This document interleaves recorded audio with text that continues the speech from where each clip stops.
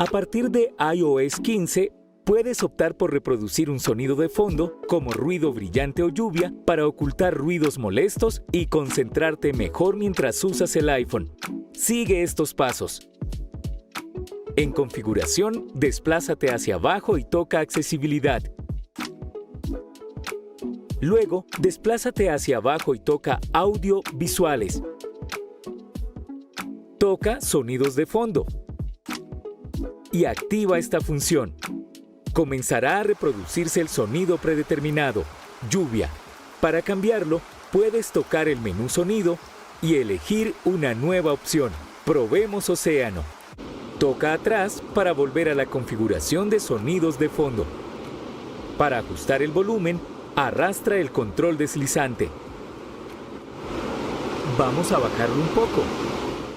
Eso es perfecto. Los sonidos de fondo también se producen mientras miras videos, escuchas música o reproduces otro contenido multimedia.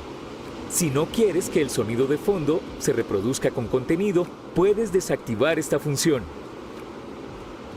Toca Reproducir muestra para escuchar cómo suena con música.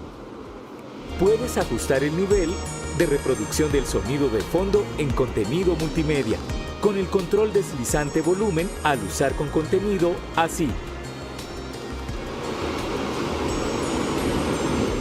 Toca Detener para dejar de reproducir la muestra.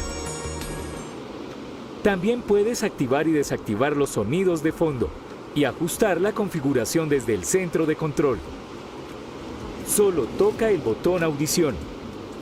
Ahora puedes cambiar el volumen o tocar sonidos de fondo y elegir un nuevo sonido para cambiarlo. Cambiemos de nuevo a lluvia. Toca la pantalla fuera del menú para volver al control de audición.